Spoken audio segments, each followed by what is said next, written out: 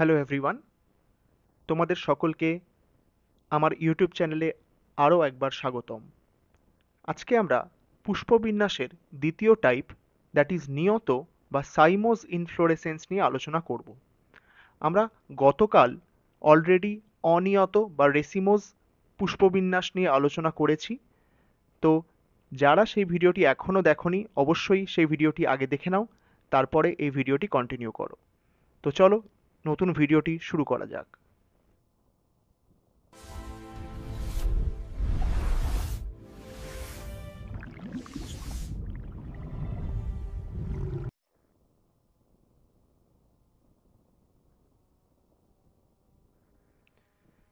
Cymose বা নিয়ত পুষ্পবিন্যাসের ক্ষেত্রে আগের দিনের অনিয়ত পুষ্পবিন্যাসের একদম বিপরীত লক্ষ্য করা যায়। এক্ষেত্রে পুষ্পদণ্ডের যে শীর্ষ রয়েছে, সেই শীর্ষে আমরা একটা বৃহৎ ফুল দেখতে পাই এবং সেটি হয় সবথেকে পুরানো ফুল। এবং এই পুষ্পদণ্ডের যত নিচের দিকে নামতে থাকি, আমরা তত নতুন এবং ছোট ফুলগুলোকে লক্ষ্য করতে পারি। তাহলে কীরকম হলো ব্যাপারটা? মঞ্জুরিদণ্ডের বৃদ্ধি নির্দিষ্ট হচ্ছে।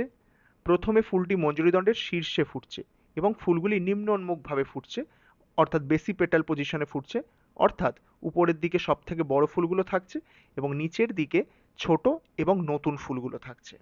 এবার নিয়ত পুষ্পবিন্যাসের প্রকারভেদ দেখি।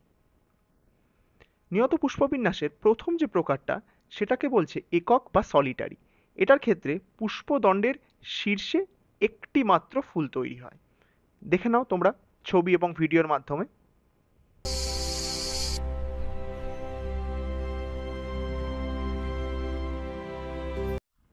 তো এর উদাহরণ কি হবে?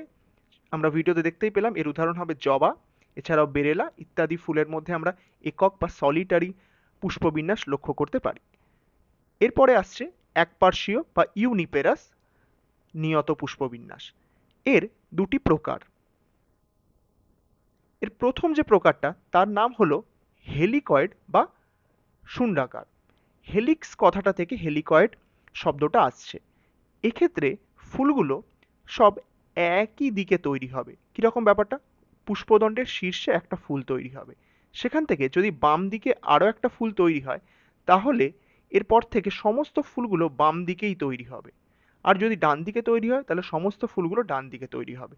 তাহলে এই প্রকার পুষ্পবিন্যাসে পুষ্পগুলো পর্যায়ক্রমিক একই দিকে উৎপন্ন হচ্ছে। ঠিক আছে, এটা হলো শুন্ডাকার বা হেলিকয়েড। এর উদাহরণ হলো ধুতরা, কানশিরা ইত্যাদি।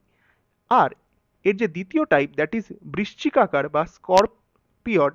এই স্করপিয়ডের ক্ষেত্রে এই কথাটা এসছে সাপের মতো ওরিয়েন্টেশনের জন্য। দেখো তোমরা ছবিতে, এক্ষেত্রে এই ফুলগুলো পুষ্পদণ্ড নয় ডান দিকে তৈরি হবে, নয় বাম দিকে তৈরি হবে, নয় ডান দিকে তৈরি হবে, নয় বাম দিকে তৈরি হবে।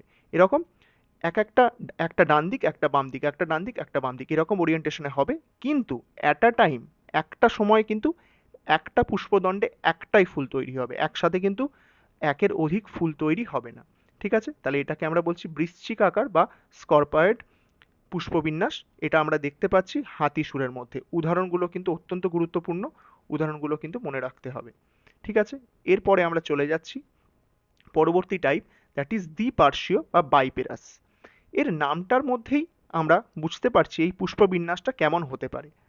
অর্থাৎ এর পুষ্পদণ্ডের যে শীর্ষ, সেই শীর্ষে একটা বৃহৎ ফুল থাকবে এবং এই পুষ্পদণ্ডের পুষ্পর ঠিক নিচ থেকে দুদিকেই আরও দুটো পুষ্পদণ্ড অ্যারাইজ করবে। আবার সেই পুষ্পদণ্ডের মাথায় একটা ফুল হবে। এবার যে ফুল হলো, সেই ফুলগুলোর আবার নিচ থেকে আবার দুদিকে দুটো পুষ্পদণ্ড অ্যারাইজ করবে। এরকমভাবে প্রতিটা পুষ্পদণ্ড সবসময় যখনই তৈরি হবে, দুদিকে একই সাথে তৈরি হবে। ঠিক আছে, তাহলে এটাকেই আমরা বলছি বাইপেরাস বা দ্বিপার্শ্বীয় নিয়ত পুষ্পবিন্যাস। এটা আমরা দেখতে পাচ্ছি ঘেঁটু ফুলের মধ্যে, জুঁই ফুলের মধ্যে।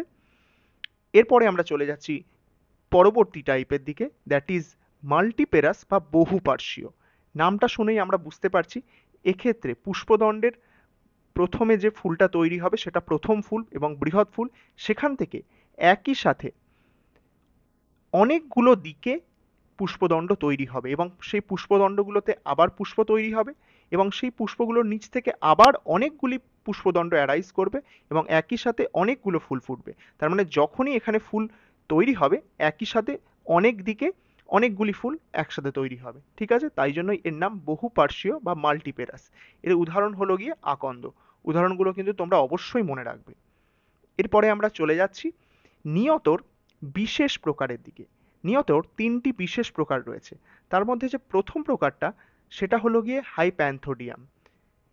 এই হাইপ্যান্থোডিয়ামের ক্ষেত্রে কি হয়, এক্ষেত্রে যে পুষ্পদণ্ডটা একটা পুষ্পাধারে পরিণত হয়। এই যে তোমরা দেখতে পাচ্ছ এই অংশটা, এই অর্ধচন্দ্রাকৃতি অংশটা আসলে পুষ্পদণ্ড ছিল, সেটাই পুষ্পাধারে পরিণত হয়েছে এবং এটা এর ভিতরটা ফাঁপা হয় এবং এর শীর্ষে একটি ছিদ্র লক্ষ্য করা যায়। আর মজার বিষয়টা হলো গিয়ে এই পুষ্পাধারের উপরের দিকে পুং পুষ্পগুলো অবস্থান করে আর নিচের দিকে স্ত্রী পুষ্পগুলো অবস্থান করে। ঠিক আছে, খুব ভালো করে মনে রাখতে হবে যে পুং পুষ্পগুলো উপরের দিকে থাকে এবং স্ত্রী পুষ্পগুলো নিচের দিকে থাকে। ঠিক আছে, এটাকেই আমরা হাইপ্যান্থোডিয়াম পুষ্পবিন্যাস বলি। এর উদাহরণ হলো গিয়ে ডুমুর। অত্যন্ত ভালো করে তোমরা এই উদাহরণটা মাথায় রাখবে। এছাড়াও বটের মধ্যে আমরা এই ধরনের পুষ্পবিন্যাস লক্ষ্য করতে পারি। এরপরে আমরা চলে যাচ্ছি 2 নম্বর বিশেষ প্রকারের দিকে, দ্যাট ইজ সায়াথিয়াম।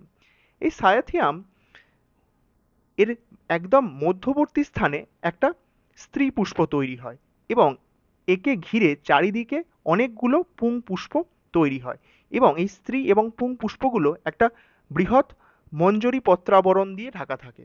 ঠিক আছে, তার মানে এই মঞ্জরি পত্র আবরণের ভিতরে কিন্তু একই সাথে অনেকগুলো পুষ্প অবস্থান করছে। সব থেকে বড় এবং মাঝখানে থাকে স্ত্রী পুষ্পটা এবং তাকে ঘিরে অনেকগুলো পুং পুষ্প থাকে এবং এই পুং পুষ্পগুলোর সবার একটি করে পুংকেশর থাকে। সবার একটি করেই কিন্তু পুংকেশর থাকবে। ঠিক আছে, এবং সমস্ত ফুলগুলো একই সাথে একটা মঞ্জরি পত্রাবরণ দ্বারা, এই যে বৃহৎ বাইরের যে পত্রাবরণটা, এটা বেশ কালারফুল হয় এবং এটাকে মঞ্জরি পত্রাবরণ বলে, সেইটা দিয়ে এই সব ফুলগুলো ঢাকা থাকে। ঠিক আছে, এর উদাহরণ হলো গিয়ে লাল পাতা। উদাহরণটা কিন্তু আবারও বলছি, মনে রাখতে হবে। আর শেষ ধরনের যে পুষ্পবিন্যাস, দ্যাট ইজ ভার্টিসিলেস্টার। এই ভার্টিসিলেস্টার পুষ্পবিন্যাসের ক্ষেত্রে কি হয়, এটা দ্বিপার্শ্বিক যে নিয়ত পুষ্পবিন্যাস তারই একটা মডিফাইড ভার্সন। এক্ষেত্রে কি হয়, এই যে এই অংশগুলোকে আমরা নোড বলি, নোড, এবং এই নোডে গুচ্ছাকারে ফুল তৈরি হয়।